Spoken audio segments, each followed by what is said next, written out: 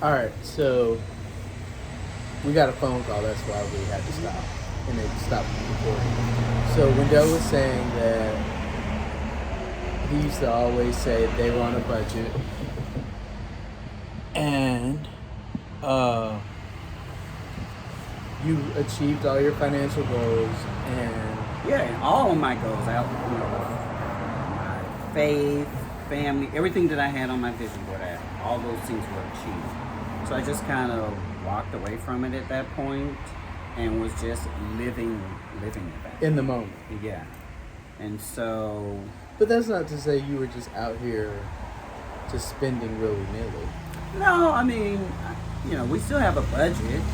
Right. And we even do what we both are accounting majors, so we talk about pro forma, which is looking into the future. So we kind of, always have like a 5 year plan, which was part at one point that was our goal was to have a 5 year plan, 10 year plan, financially, you know, consider all the things we want to do. So, like when it comes to big purchases, we try to think about them in the future and put them in the budget, and then start building our budget, future budgets around those big purchases. So, do you worry about stuff like financially? Mm-mm. You Yeah. know, that's how I. That's why I've gotten to a point where I wasn't working off of a plan or division board because we had achieved all the stuff. So I was comfortable. Right. And so everything was in motion. Like when we would do these plans, we would do things that would put these things in motion, and then we just react. I have a question. So, are you? And this just came to me. It's not like are you? Because we have talked about, we haven't talked about it in a long time, but we talk about like this younger generation and them learning this kind of, I'm gonna call it stewardship, because Yeah. that's really the only way I know how to, just being a good steward of your finances,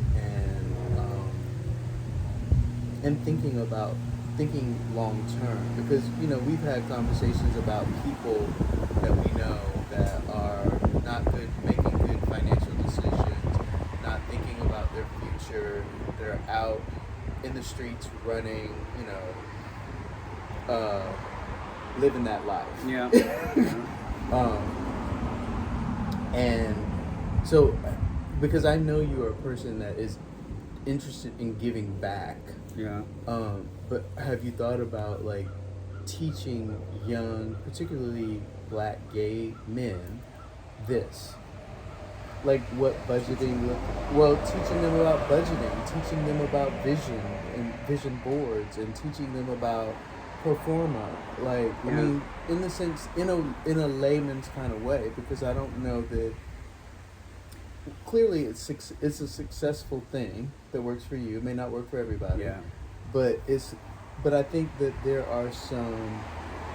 It comes with a value system, Yeah. right? That is indisputable to me, anyway. Yeah. Like, I hear because that.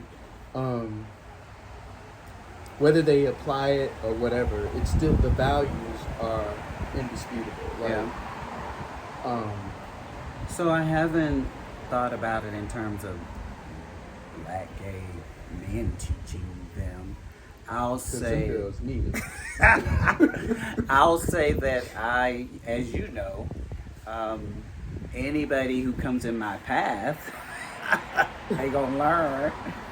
Particularly if you If they need, have their hand out. yeah, if your hand is out, baby, you gonna learn it today.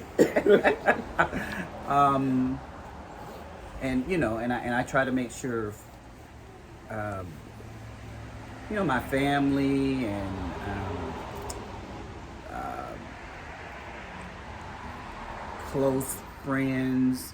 I try to give and teach to those who are open to it. I don't think about it, from a community perspective. Although I'm not opposed to it. I think it would be interesting, like, to do. I don't know, like,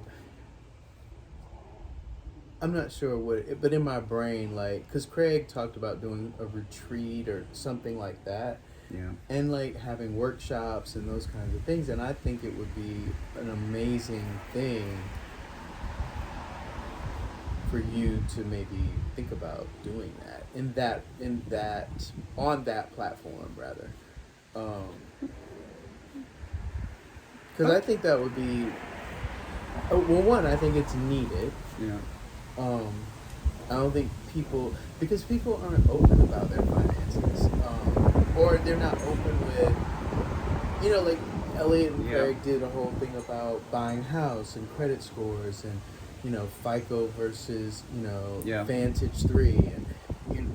And that's not information that people talk about. Yeah. Like, because people Oh, are yeah. so Yeah, guarded yeah. about Yeah. credit scores and their finances. Like, even me, like, I'm private about stuff like we had the conversation the other day. Like, I don't know how much money you make. You don't know Yeah. how much money I make.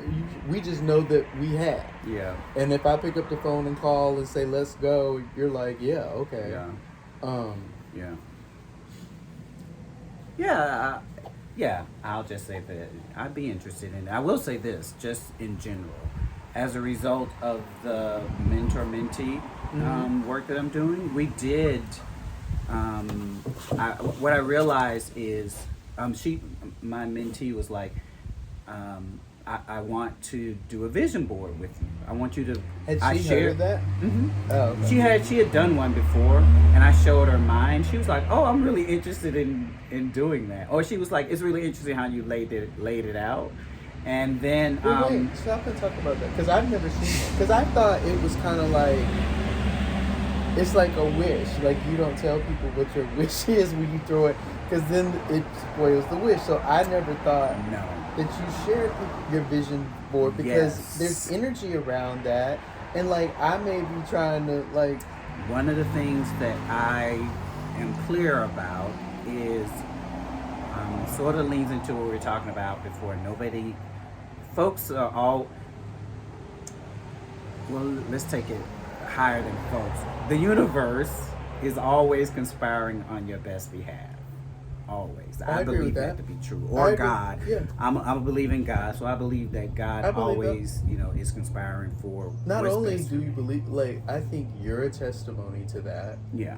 as well as I think I am. Like, and I was gonna say this, like, one of the reasons why I'm not afraid to do that kind of spontaneous stuff, because I know I'm a child of God. Yeah. And I know I'll always be provided Yeah. for, no matter Yeah. what. Yeah. So we're having a lot of faith talk in my mentor-mentee, which, by the way, she's a small business owner. She has a doctor's degree and extremely smart. And I was brought in to help her grow her business, because during COVID, she lost a lot of business. So now she's trying to get back. what's her business? She's a business consultant. Oh, okay. She comes in and helps businesses pretty much decide. Her primary focus is technology, but she comes in and look at the technology that you have and where you're trying to go, and try to bridge the gaps and help you get there. So anyway, I'm helping her, kind of set up the new mission of the company, and kind of take her down this new path, whatever it's So gonna she's be. restructuring as a result of the Correct. pandemic. Yeah. Okay. But what we realized early on is there needed to be some trust between the two of us. Yeah. And so we began to have a lot of personal conversation as a result of that. And because of the work we've been doing, learning each other, we've gotten into conversations like faith and belief, value system, and so it led us to the vision board. And by the way, she's teaching me just as much as I'm teaching her. But I think that's how it works. Like, it it's is. not. It there's is. no accidents. That's Speaking right. of the universe, like you can That's get. exactly right. Yeah. If you're, like you said a few minutes ago, like if you're listening, like you get as much as the other person gets. That's right. if you're paying attention. So sharing. So we're talking about the vision board, and what I've recognized through the vision board work is I never go into any wishful thinking or hoping without an element of sharing, because you never know. Because here's what happens. Say that again. I never go into the actions on my vision board as solo. Oh. It's all me. Right. That's it. Right. I always come at it from believing that there are three parties at play. I believe that God's in play, because I don't solve for it all. You know, my pastor one time said, if you solve for it all, when do you leave room for God? Right. I'm just like, ooh, yeah, he all up on my street. Then that's what we do. We can try to control it all. And he was like, but when do you leave room for God? Like, there has to be room for miracles to happen. Yeah. And so I'm just And like, your yeah, faith. you can't solve for it all. And so that's what we're doing. We're taking these things we know to be true, and we're trying to apply it as we think about her company, and really as I think about how I navigate this new space for me. The other component of it is God, then it's me. There's some things I need to do, and I try to action those things out. And then there's a component of other people. And here's what I know. When you begin to share what it is you want, your vision, your hopes, your dreams, people hold you accountable. And some people will even say, how can I help? Or they'll just help, and you'll never know. Yeah. Like you and I had the moment years ago when you called me about someone that I went to college with, and you were like, hey, you know this person? And I knew of her. I didn't personally know her. I knew of her, and I was just like, here's what I can tell you about her. So that to me is the universe conspiring. And Why was I calling you about it? her resume came yeah, through, yeah. and she had gone to Fort Valley. Oh, right. And you were like, hey, do you know her? She sounds like she would have been, in school when you were in school. And I was like, yeah, I know her. And you guys actually hired her.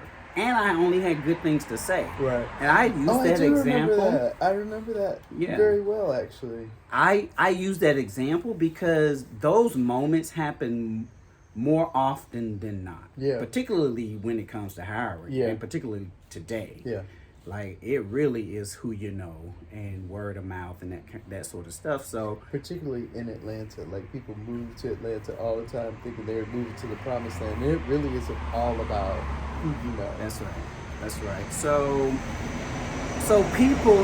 having, kind of putting out there what it is you want, you'd be surprised how people will, even the accountability piece. Mm-hmm. Like when you say you want to do something, I can remember years ago I said to family, friends, like, I'm going to write a book.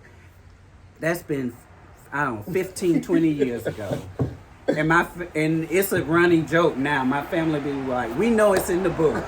I'll be like, that's in the book. But to me, that's because I put it out there. Yeah. That's the universe. That's people conspiring to push me to do what it is I say I want to do. Yeah. So that's why I believe you can't just keep it on the paper and it's secretive. It has to be shared. Now that doesn't always mean I didn't think it was secret. I didn't think it was a secret. I just felt like it's energy around that. And because sometimes if other people see your vision, their intentions can cloud your vision. Yeah. So, and I didn't think it was like a secretive kind of this is mine thing. Like I felt like there was energy around your vision and your vision board, and so it doesn't necessarily need to be something you share with just anybody, because you don't really know what their intentions are, and they could cloud or impede your vision. Yeah. Well, someone like me, you can't you can't impede my vision. Because what's for you is for you. Because, like I said, we're on a budget. We can't go. I'm clear about the work I'm supposed to do and where I'm trying to go. Yeah, and I'll sit in it. And I don't care who. You can say what you want to say.